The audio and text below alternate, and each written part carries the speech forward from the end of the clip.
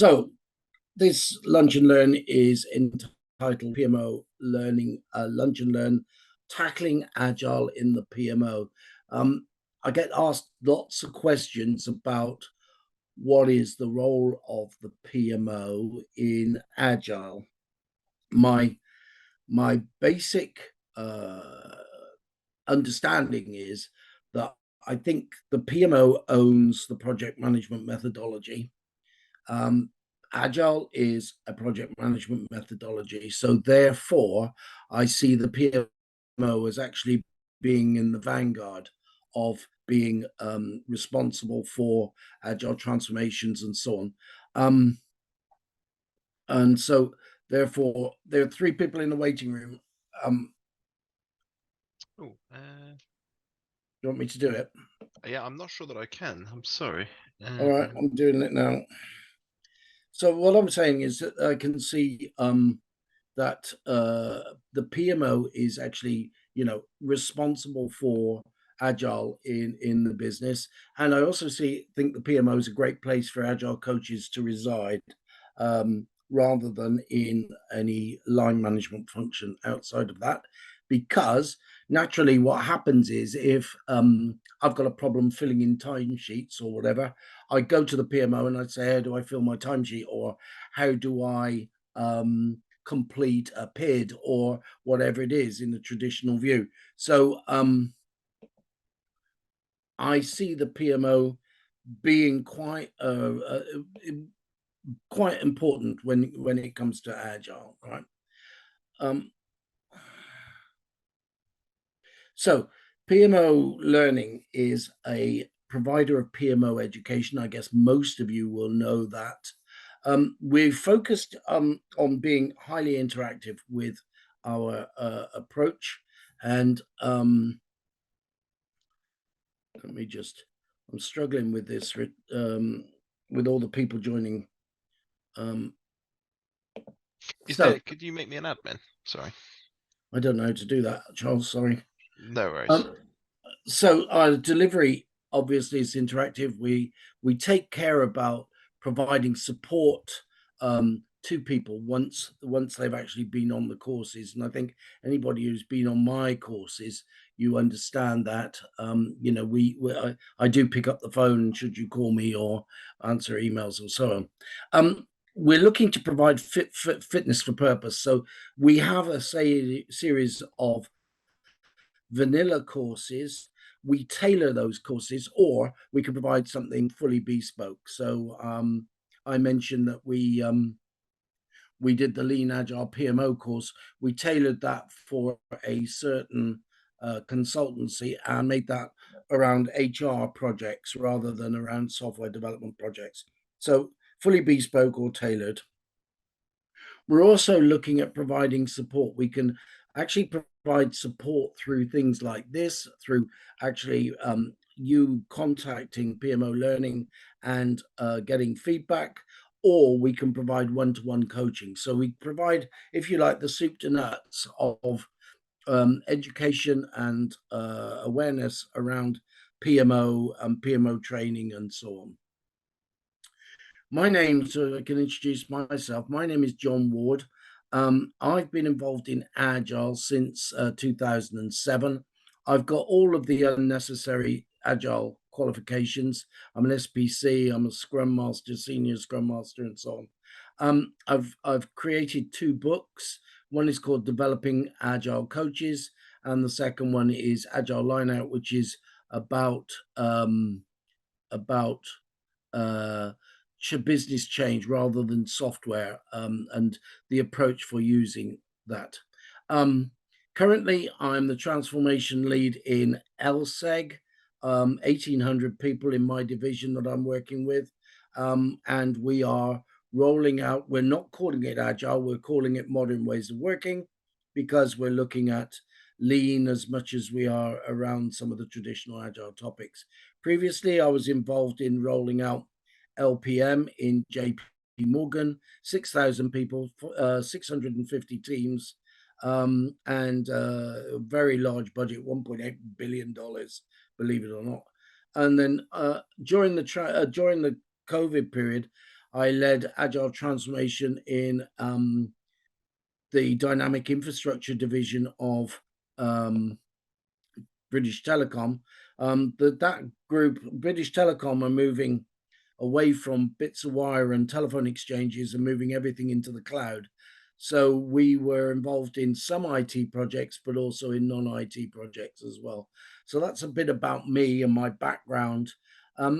Lunch and Learn is about talking and debating and so on. So we will come off me talking, and we will be asking questions and so on. But if you've got a point, please make it, shout out or whatever. I'm quite able to take interruptions and so on. So I'm used to doing that. So the topics for the day are PMO and self-managed teams, PMO metric strategy. Now that might cause you to puzzle a bit about that. The reason for that is because PMO, the metrics that are used in waterfall are different to the PMO, the metrics that are used in agile. So I want to talk a bit about metric strategy, and then we're going to lastly talk about continuous improvement.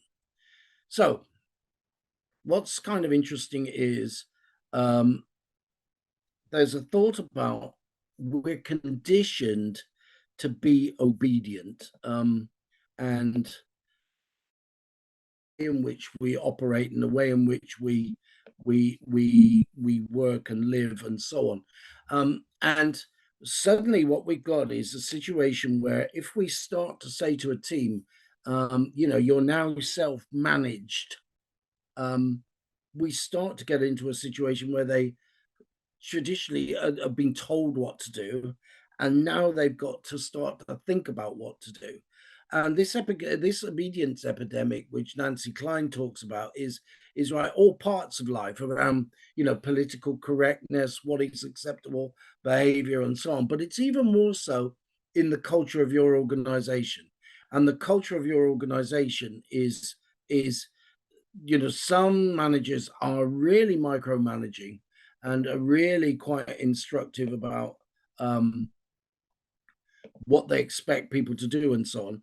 And then obviously, if you suddenly turn that around and say self-managed learning, you're a self-managed learning team, then that gives you a bit of a problem. So what is the role? How does the PMO facilitate this behavioral change? I think is the key question for me. Agile, obviously, some of the aspects of Agile, some of the efficacy of Agile is around that people are in certain boundaries, control of their own destiny. And so therefore, the key, this is where we drive some of the productivity, if you like. The key is them taking responsibility, excuse me, and them working as a team. And so this is really an important piece, because if we can't get this straitjacket resolved or removed, then obviously the teams are not going to be able to take up this mantle of self-managing and so on. It's kind of interesting because I've seen it in different cultures. In some cultures, they really jump at this self-managed piece. Some cultures try to push it too far and really sort of break some of the organizational norms, and other cultures are really reluctant to pick up the mantle. So it's kind of interesting, and I think there's some country or national cultural issues that come into play in this space. Self-managed teams are people that work together with little or no supervision or direction, right? So we're saying to the team, this is what you need to do, but in fact, what we're saying to them, in not saying to them, is how to do something. So this means that if you think about,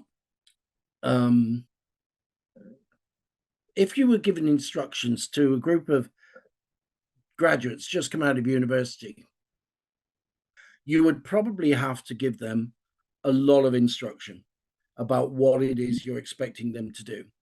If, however, you've got a group of seasoned employees, then you would probably give them very little instruction, and you would to expect, you could probably say in 2 sentences what you expected of them, and they would get it. Now, this means that we and it's the same in the way working. This is what we call situational leadership, that people need different amount of guidance depending on their levels of experience, right? So when we're talking about a self-managed team, what happens is at the beginning they're very nervous about taking responsibility and so on, and the PMO's got a role in encouraging that. But then what we do is we start to take away some of that guidance and start to trust the team more. So there's 2 sides to this. There is taking away the guidance, but also the trust. And sometimes in a PMO, you can hear people saying, "Oh, our people, we can't trust them to do that." I had a conversation the other day with somebody about professional development. "Oh, well, we need to vet their professional development." And I said, "Well, hang on. If you trust people, then you don't have to do that. You just get them to self-certify." And there was a big debate about it. So if the degree of autonomy has implications for the PMO, what are they? What do you think the influence is of a self-managed team on the PMO? Where are the key pieces? Okay, so I am actually asking a question here, okay? So unmute yourself and talk.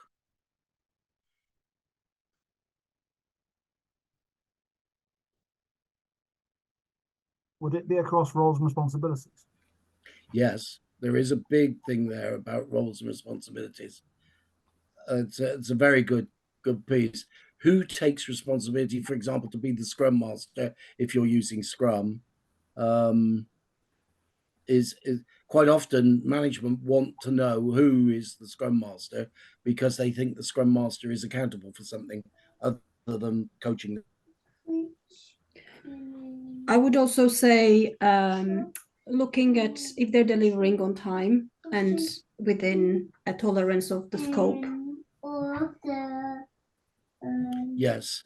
I think that piece about the tolerance of the scope, and if they're delivering on time. If they're delivering what they said they were delivering, in other words, if they've got a high degree of predictability, then you're probably going to leave them to their own devices a lot more than a team which is not delivering that well. But this is where coaching comes into play, right?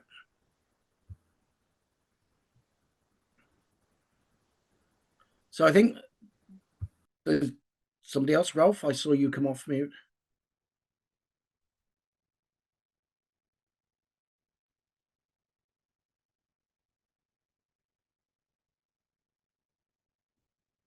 No? Nobody else? It's probably providing structures and monitoring their progress.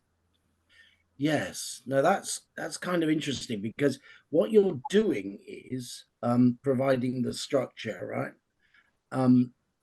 If you think about your project management methodology, most people see the project management methodology as a standard, right?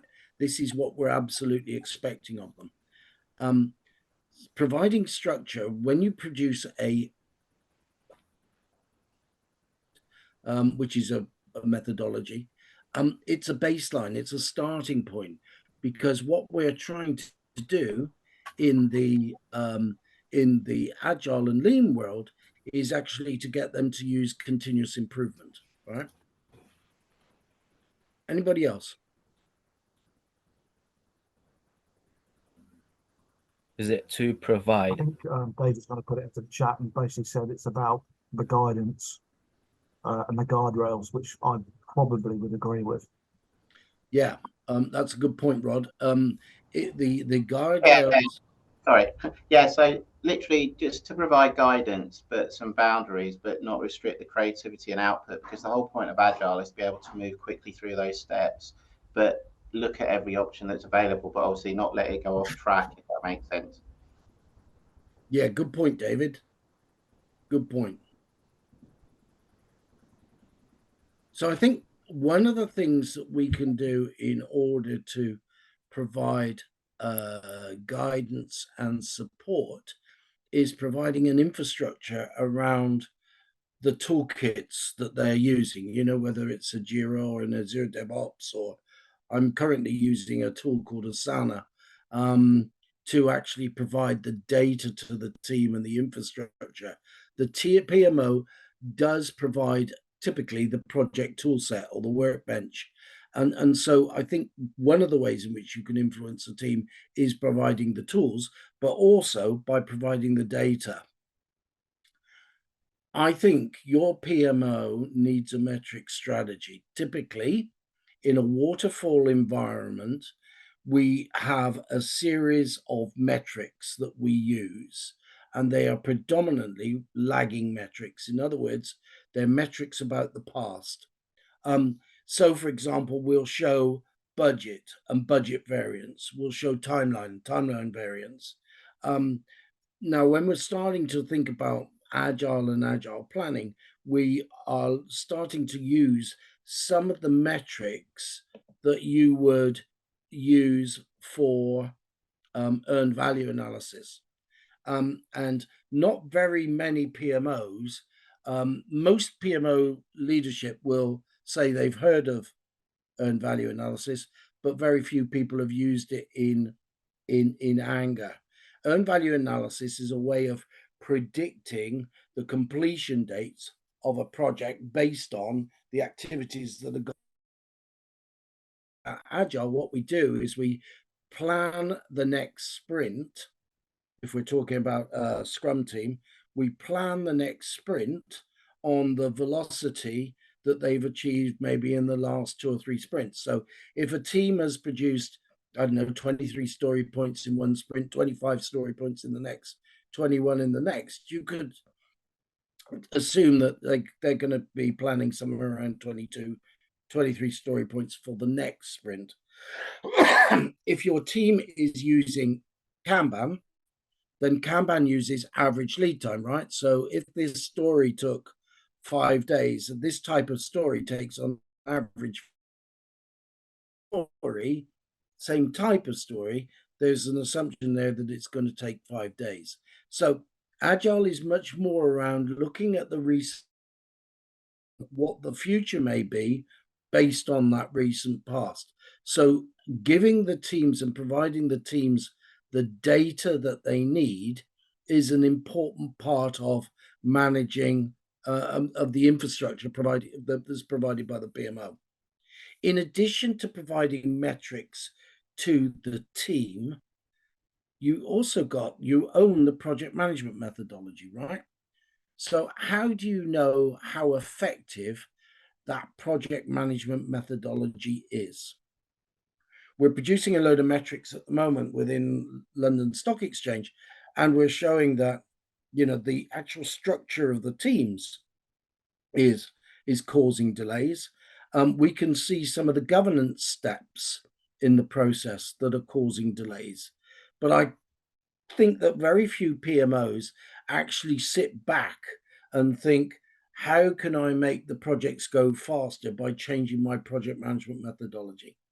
So there's some metrics there, and they're predominantly flow metrics that you would use in order to improve your project management methodology. You've also got the PMO operation itself, and there's some metrics around how you're performing as a PMO, number of projects that you've got in red status, things like that you might be using in order to manage your PMO itself. So here's an example of us looking at some value stream metrics. You can see across the bottom of this chart that we've got a workflow of dev, QA, UAT, and pre-production environment, okay? You can see with the light blue color, the amount of cycle time. In other words, that's the amount of work that is being done. So on average, a story in development takes 14 calendar days, so 2 weeks. On average, the waiting to get into dev, so this is, if you like, we've planned this story, but it hasn't actually got started yet. The average time is 8. So we can see that it takes 8 days plus 14 days, so total of 22 days in development. Then we can see QA 8 and 8. 8 waiting time, 8 working time. So obviously what we did here was start to think about, okay, how can we reduce some of these waiting times so that we can get the stories to flow through the production process faster. If you look at the top right-hand side, you can see that most of our stories have got wait time in dev of 0 to 7 days. You've got 3 stories that have got 7 to 14. You've got a couple of stories then going out. So we know that the majority of the wait time in dev is less than 8, but it's the outliers that are creating that 8. So the question is, how can we get faster at doing things? So I could change the selection to go to QA and get that analysis and so on. So this gives us an indication. If you look at the amount of working time we've got, so we've got 14, 22 plus 5, 27, call it 30 days, okay? And we've got something like 16, maybe a couple more, maybe 20 days of waiting time. So our efficiency is probably somewhere in the region of 60%. What we would do, yeah, go on. Sorry, so this data it's based upon averages, if I'm reading it right. The data is based upon averages of the total number of stories that went through the development process in a period of time. Yeah. So we would have a target timeline. So we'd be looking at 5 working days, potentially for the wait period. Cycle time, we'd have a target date time there as well, or SLA, almost KPI. So for the outliers, how would we go about generating a narrative behind them and then look to remove waste from the process? How would we do that? Super question, Rob. Thank you. Well, basically, we can actually go and we can actually click through these metrics to actually see what stories have generated that number. And then we can start to see what caused that. And we can do some causal analysis on it. Thank you. You're welcome. Great question. Yes. So obviously, as Rod quite rightly said, what you would do is in this environment, you'd start to think about what would be our expected time, average time in dev, in QA, and so on, that we could use. The other thing which we've layered on top of this is the defect analysis shows where defects are being found. And surprisingly enough, most of our defects are not found in QA. They're found actually later in the cycles, which is, again, causal analysis. We found we've got some test environment problems and so on. Overall, this has led us to a situation where we want to start to think about more automated testing in order to reduce those delivery times. Because you can see from this chart, excuse me, for every a story takes roughly half as much time as dev going through the rest of the process. And it's we need to think that through and try and reduce it. Any other questions? This, by the way, is purely we're not calculating this. This has come out of every time a team moves a ticket, we on a Kanban board, we actually collect the data and get the timestamps and so on to get this data. So there's no toil involved in creating it. The other thing we've got is flow metrics. Here is our flow metrics, so we can see any one day where the stories are in the delivery pipeline. So you can see that, there's a gap. The orangey color, I think, is PPE. You can actually see there's a gap between somewhere around the 28th of September and the middle of October where there's no work being done in that space. So this again gives us an indication of diagnosing the behavior of the team and understanding where the problems lie and so on. And this is a way of us what we're doing here is looking at the metrics to improve the project management methodology, basically. Okay. If you include in the methodology the project organization, the organizational structure, and the tools which they're using.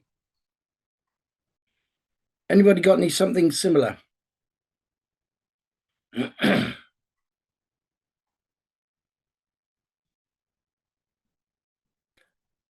No. So my question, my thought processes are, I think if you are working in your environment, in your PMO, and your organization is thinking about agile, then you are going to need to think about what metrics do you need to start to capture.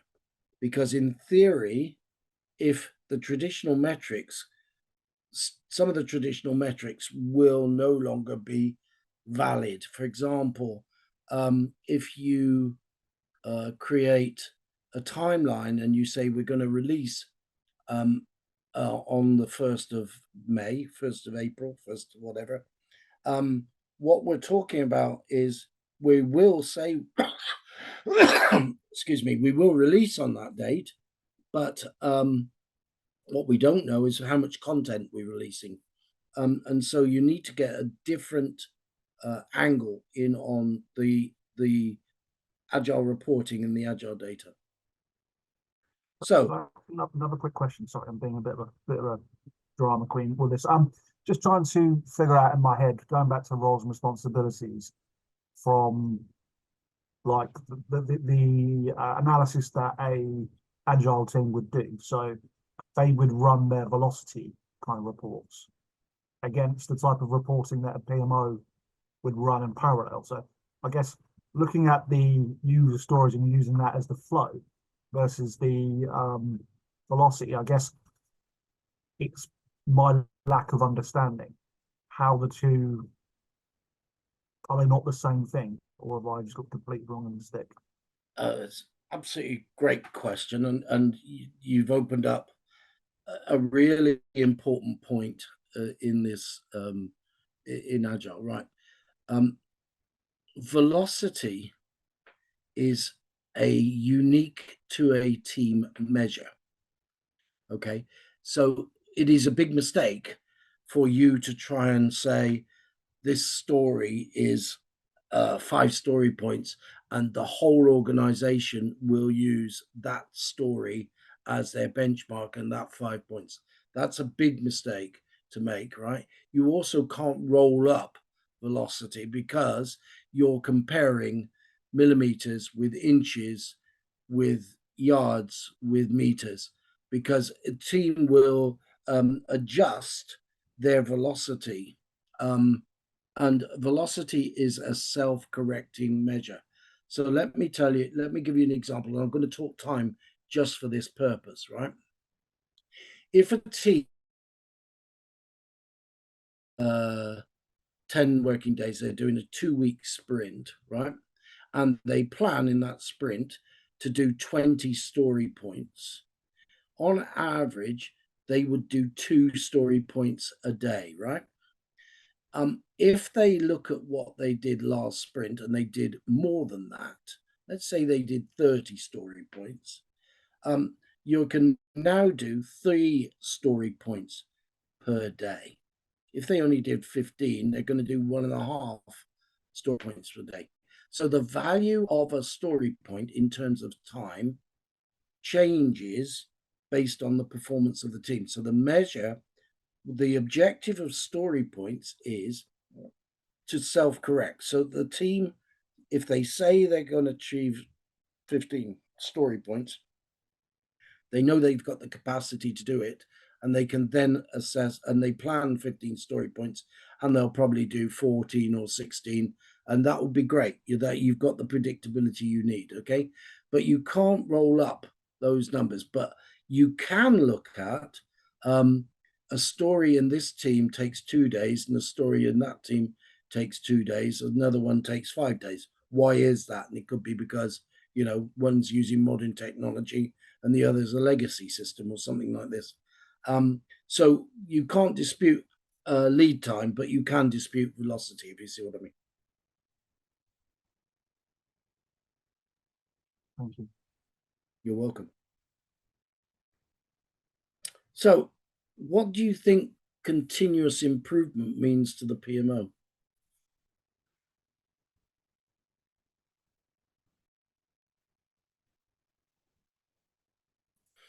Embracing technology, lessons learned,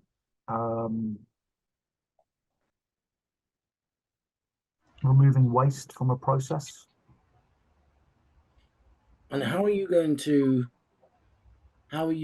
decide whether you've been successful or not? You do a PIR, so post-implementation review, if you did that. But I also think continuous improvement in this environment, again, is about making sure you've got the stuff in place to realign if you're going off track, to bring things back, to move quickly through the system, as you said about Scrum Master, all of that kind of stuff, so you can make decisions quickly and easily to just improve the whole process. Yeah. Is it fail fast, learn faster? I hate the term fail fast, but it does get used. But yeah, you're right about learning. I would say that the impact of continuous improvement on you, everybody recognizes that we want to have continuous improvement, but that means you've got to collect some metrics to know whether you are continuously improving or not. Okay. Or you've got to know where the problem areas lie. So the impact, I think, of continuous improvement on the PMO, there's two. One is you've got to have some metrics, which says, I think it was David just talked about waste or Rod. You've got to identify where the waste is and what is the waste. Is it that you're producing a document just for the PMO to sign off, or is it because you've got, you know that things are taking longer? Annette, I can see your hand up. Don't you also need to be doing your own type of retrospectives on this, the same as you would in any agile environment, so that you're actually you're reflecting on what you're doing, you're identifying your own areas for improvement as well? Yes. This would be improvement within the PMO. Yeah. But in particular, because the PMO is responsible for the methodology, I think as well the methodology, and it's not rewriting another guide. I think if the objective of your organization is, and the context will change by organization and by the type of activity your PMO is administering, it might typically be, improving quality or reducing time to market or increasing creativity, or there could be a load of different things there that you would those would be your organizational objectives for your PMO, and then you could collect the data about that and then use that data. And then you're also promoting that culture within your business and helping others to learn that that's the culture that we're following. Yes. Now, you're very welcome, and I think it was a great question. Thank you, Annette.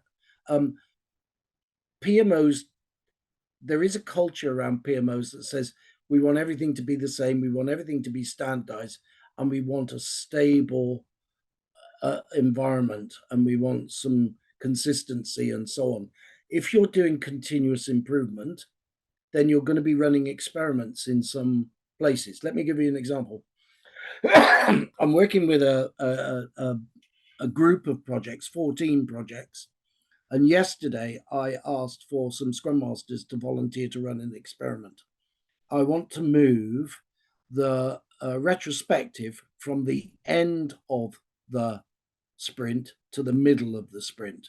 Now, the reason for this is because there's some academic research to say that that is a more effective time for people to change their ways of working. It's a bit like having a coaching session in the middle of a soccer game or a hockey game. The coach can actually influence the outcome, but it's also meaning it's a place where people have got the mindset to start to learn. So I've asked yesterday for them to do that, and some of the teams out of the 14, 2 of the Scrum Masters have volunteered to do that. And we've also changed, typically on the retrospective, historically, Scrum said you asked what went well, what went less well, what should we change? In the 2020 Scrum Guide, the questions were become, how do we improve our effectiveness and how do we improve our quality? Those questions are much more directive and much more improvement seeking than the previous questions. So I've got them to do this experiment. So if I was looking at this, I'm going to have 2 teams out of the 14 that are doing something different. Now, some PMOs will get very nervous about that. So this is just something that we're going to do. I've got 1 team experimenting with automated testing, putting a UTAF framework in or something, and another team doing big room planning. So we've got lots of different things going on in the organization in my 14 projects, and we'll see what the outcome is and see what we can learn from it. So does that make sense?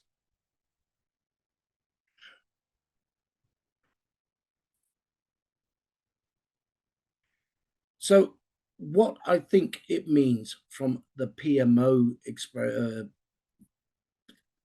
perspective is to provide an environment where the organization and the teams may actually learn.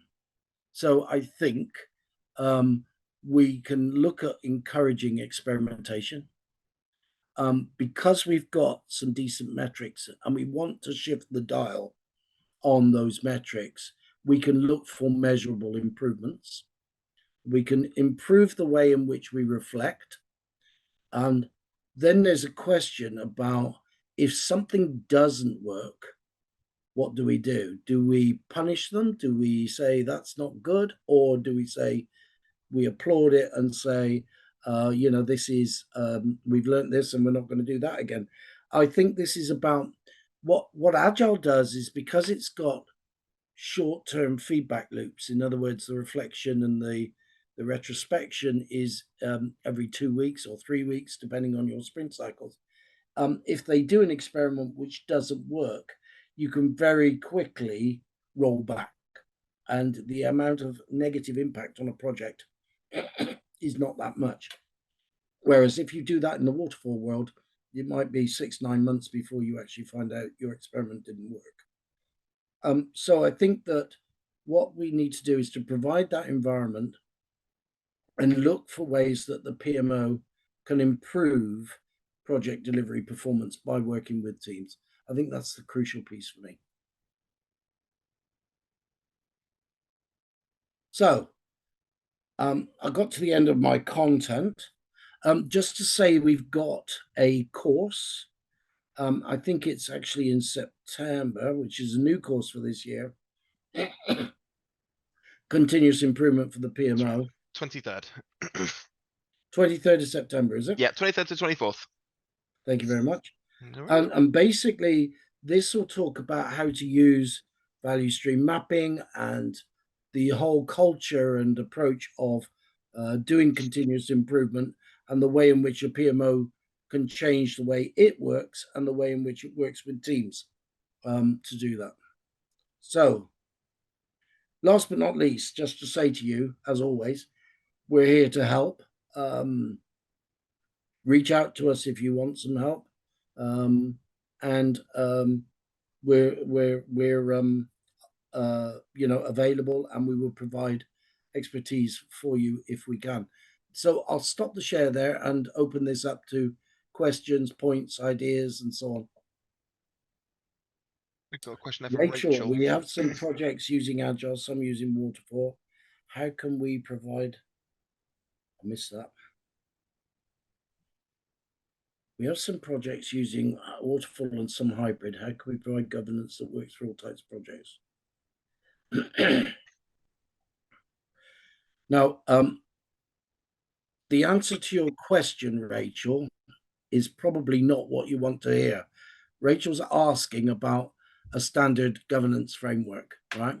And the mistake is what you try to do is to apply your waterfall governance framework to a agile project. And if you do, you'll kill it. But on the other hand, what you can do is revise your governance framework so that it allows agile projects to work and encourages them and helps them and speeds them up. And then, interestingly enough, my experience is if you then apply that to your waterfall projects, you actually then, those projects also go faster. So stage gate checks and things like that, you would change with Agile because obviously we have partially completed documents and partially tested systems and so on. And it does make so that you know your rigid stage gates don't work with Agile and so on. So Rachel, does that answer your question?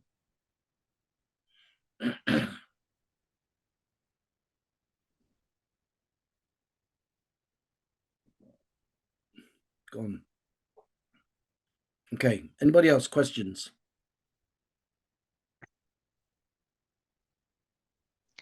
I think Rachel asked another question. I think she's having trouble coming off mute. I don't know if you can hear me, but there's one in the thing as well. Another question for higher up.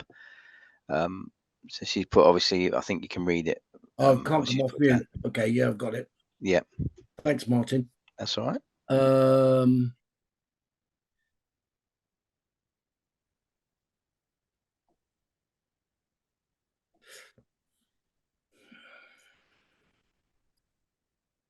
Now, the return on investment is actually very important. And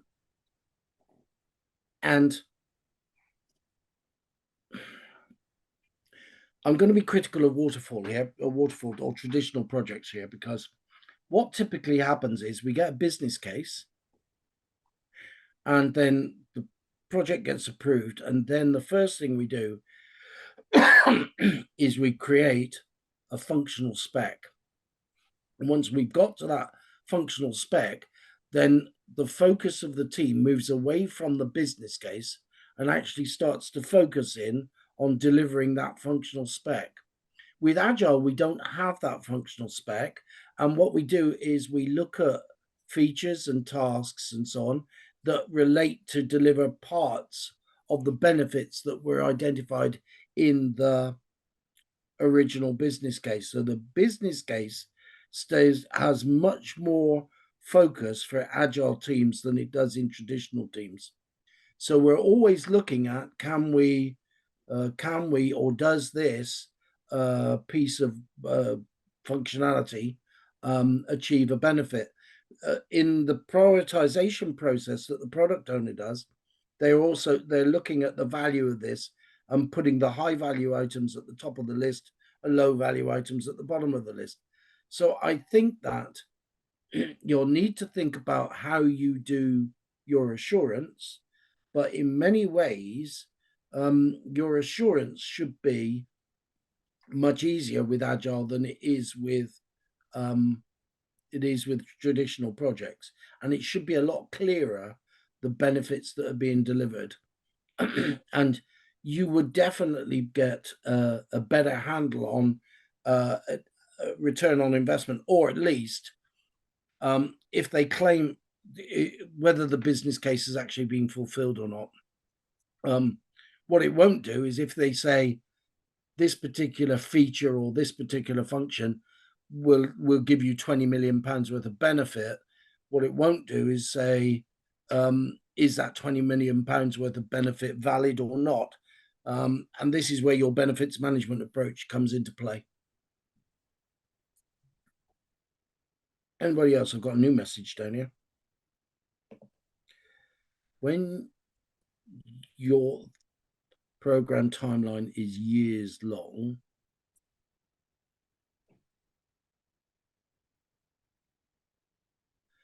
Well, Nicole, that's a great question. So let me read the question for everybody.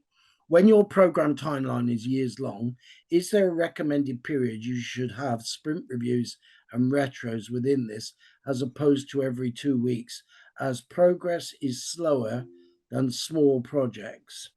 I would say the way in which you would deal with that program is that you would do quarterly planning.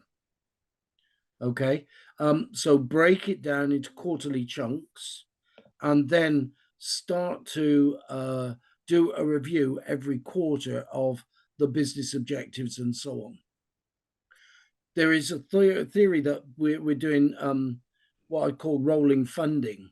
So traditionally, what we say is, oh, this is a 20 million project. We allocate 20 million budget. But with modern ways of budgeting, what you would do is fund the project for the next 3 months and then make another decision and so on. That doesn't mean the project stops, but people are stepping back and saying, is this program still a valid program? Is it going to achieve the benefits we thought?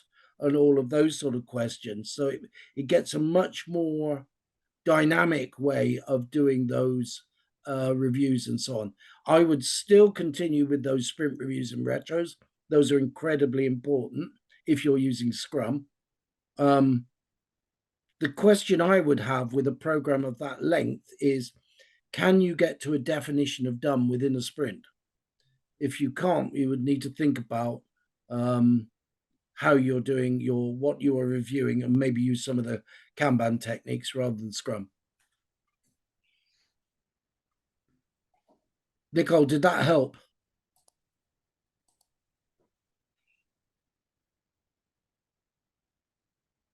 Clara. Hi, I've got a question. I might mumble through this. So we are creating a product operating model, and I run the standard PMO function for the waterfall projects, but we've just been introduced in the whole agile world of technology. And I've been asked to look into a governance for a product operating model for product management. Is there any literature, any books you would recommend?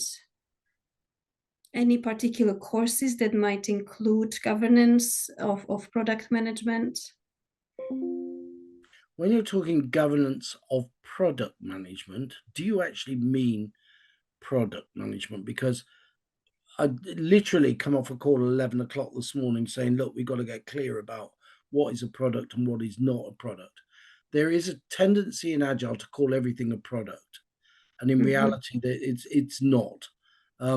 A product tends to generate revenue or fulfill a service. And products have a life cycle. They have a initiation, they have a growth period, they have a maturity period, and then they have a withdrawal or declining period when it's solved. Whereas projects don't tend to do that. So they are much more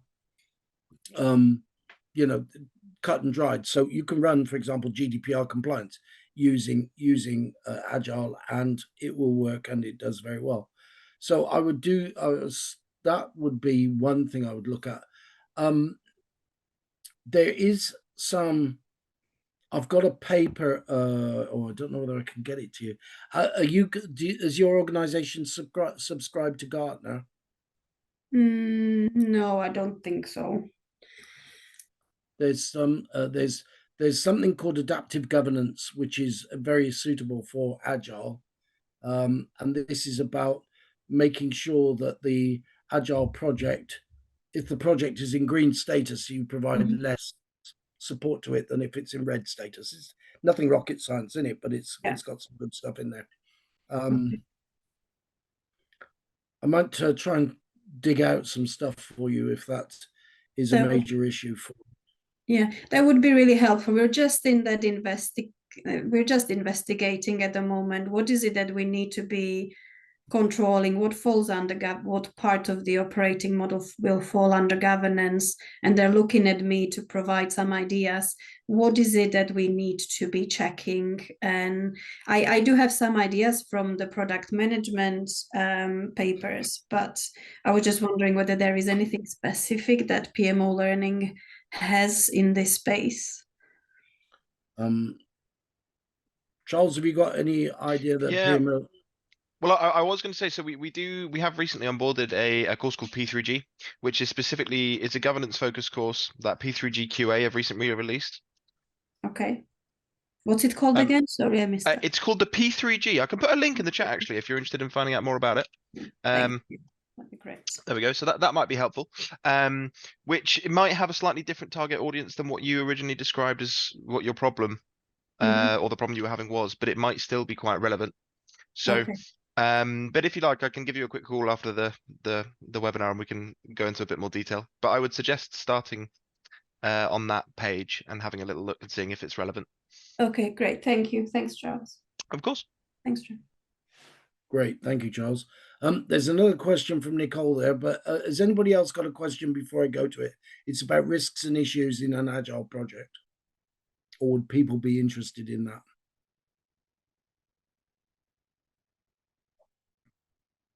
So, agile projects have risks and they have issues exactly the same as waterfall projects, okay? Your classic way of managing risks, excuse me, which you would use for waterfall, identify the risk, quantify it, mitigate it, evaluate what the impact is on the quantification. That is still valid to do. An RAID log is definitely part of the toolkit, or they call them radiators in Agile. It's a toolkit that the Agile project should use. Okay, issues still occur in an Agile project. The problem with issues is, whereas on waterfall, an issue can be buried for several months, because you're only working in 2 or 3 week cycles. An issue needs to be escalated and resolved far faster than it does in a waterfall project. It should be escalated from a waterfall project and resolved exactly the same, but the pressure from Agile with the sprint cycles and so on increases the pressure to resolve the issue quickly. But there's no difference. You can use all of the techniques. Now, when do you do that risk assessment? The obvious thing is you would do the risk assessment when you're doing quarterly planning. You would do a risk evaluation when you do, or sprint planning. You would do your risk evaluation when you do your sprint review. So when you think about the sprint review, a sprint review is a verbal project status report. And so what you would do then is to look at the overall status on the risks and identify that a risk level has gone up or gone down, hopefully gone down. But that should be part of your sprint review. Some organizations just call it a demo. But if you call a sprint review a demo, then that's all you get. Whereas a sprint review is actually looking not just at what they've achieved, but what numbers or metrics they've created in order to get there, and did they get what they wanted to get, and so on. So it's very much a verbal status report. Anybody else? Sorry, Nicole, does that help?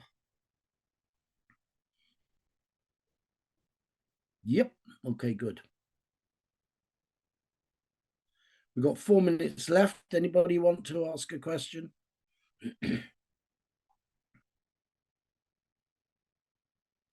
One more from me, just a quick one. Hi, Clara. Hi. What is the Lean PMO in the SAFe, in the scaled agile environment? What do you think of that? Is that worth pursuing? Because it's slightly different to our standard PMO. It's it's looking at that value. It's measuring against the value, isn't it? I think you should look at it, right? But I would look at it. Have you come across the PMO value ring? No. Okay, have a look at the PMO value ring. Mm-hmm.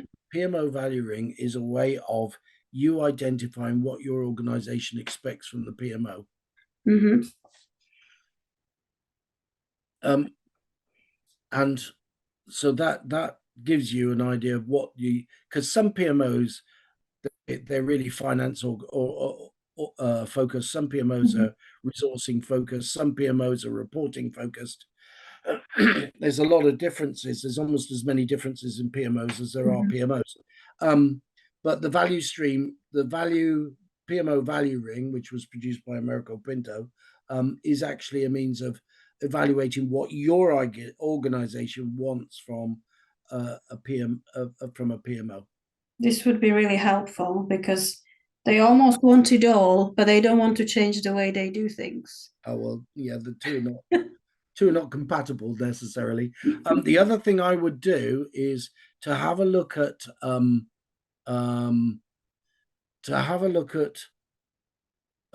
benefits management, because I think, and there's a great book by, I think his name is Blanchard or Blanchard. I think it's called Managing Benefits, and it means about tracking benefits. Now, the interesting thing is the organizations that measure the benefits that have been achieved achieve far more benefits than those that don't measure. Okay, because they put they make the sponsors responsible for the project proposal that they put in at the beginning of the pipeline, right? Yes. And therefore, I did some work for Standard Bank, go back a long time ago, right? And we looked at the last 6 months of projects that have been implemented. Actually, in the first half of the year, we were doing it in the second half of the year, and try to track out the benefits. Did they get the benefits that they thought they were going to get, right? We found that they only achieved about 24% of the benefits they set out to achieve. Now, some of it was because they claimed benefits, but they didn't have a metric to actually illustrate whether they'd achieved it or not. Actually, I can see my sponsor of this activity on the call about that one. Richard, do you want to come in on that? Yeah, it was an interesting period, doing a retrospective from documentation that didn't have either the baseline, the target, or a method of measurement for a benefit. So it was really an ultra proof of concept that if you are going to claim a benefit, it needs to have all of those components to it. So you need to know what it is you're measuring, how you're measuring it, what your current rate of metrics are, and what your target metric is going to be. And when you apply those things in tandem, then you have a chance. Yeah. But the absence of those and just having literally a pile of organizational MI on one side of your desk, a pile of PID documents with loosely worded benefit descriptions on the other side of your desk, and a requirement to give your executive an overview of the success or otherwise of these projects was an interesting time. Jon helped us immensely with the framework to go forwards, but it was an extreme way of saying you need to identify your benefits up front or you've got no chance. And it's about accountability, isn't it? People don't want to be held accountable for not delivering against what they said they will deliver. So it's easy to say, oh, this is really good for us, we need to go with this project, rather than we will deliver 50% reduction. One of the major benefits of, if you look at managing successful programs, there's a benefits profile in there, and it's actually got the benefits manager, the person who's accountable for achieving that benefit. Yes. And in Barclays, what they said was, unless they could get a benefits manager, they weren't going to start the project. What I'm seeing in the organization is that by the time the project's finished and delivered, they hit the milestone, they did the celebration, job done. Nobody cares 2 months down the line whether whether the benefits are getting through or not, because it's that lag, and that the momentum's gone by that point. This is why incremental delivery is so valid. Yeah. Valuable. Okay, because you can look at that as you go through the thing. Yeah. Anyway, look, I'm very conscious we're 2 minutes over time. If anybody wants any questions or anything else, I really enjoyed being with you. Just reach out either through PMO Learning or to me direct. And yes, we will share the deck for everybody. And yeah, great to see you. And Nicole, are monthly reporting cycles and status reporting still necessary in Agile? Yes, but make sure they're aligned with the sprint end. Thanks a lot, everybody. Bye-bye.